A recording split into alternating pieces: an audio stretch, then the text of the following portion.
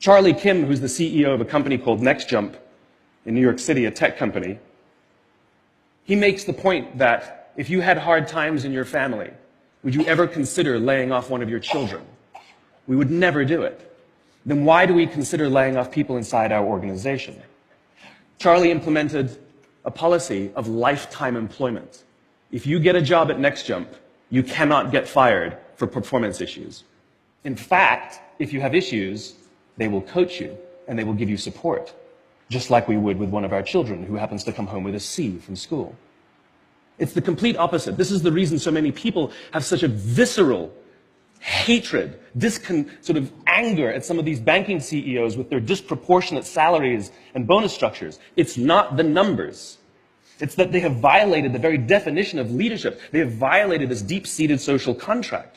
We know that they allowed their people to be sacrificed so they could protect their own interests. Or worse, they sacrificed their people to protect their own interests. This is what so offends us, not the numbers. Would anybody be offended if we gave a $150 million bonus to Gandhi? How about a $250 million bonus to Mother Teresa? Do we have an issue with that? None at all. None at all. Great leaders would never sacrifice the people to save the numbers. They would sooner sacrifice the numbers to save the people. Bob Chapman, who runs a large manufacturing company in the Midwest called Barry Waymiller, in 2008, was hit very hard by the recession, and they lost 30% of their orders overnight.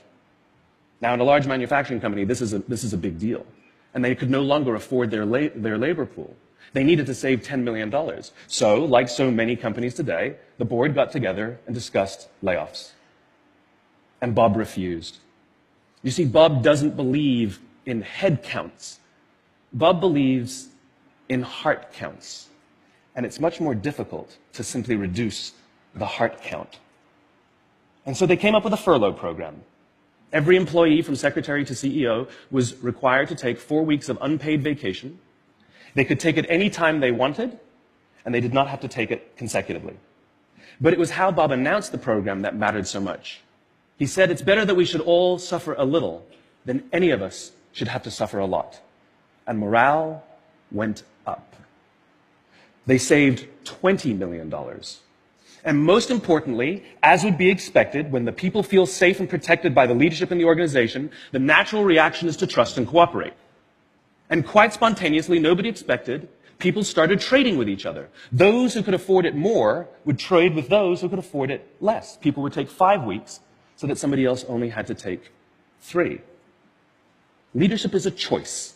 It is not a rank. I know many people at the senior-most levels of organizations who are absolutely not leaders. They are authorities, and we do what they say because they have authority over us, but we would not follow them. And I know many people who are at the bottoms of organizations who have no authority, and they are absolutely leaders. And this is because they have chosen to look after the person to the left of them, and they have chosen to look after the person to the right of them. This is what a leader is.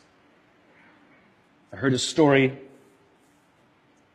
of some Marines who were out in theater, and as is the Marine custom, the officer ate last, and he let his men eat first.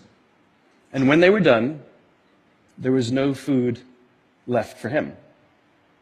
And when they went back out in the field, his men brought him some of their food so that he may eat. Because that's what happens.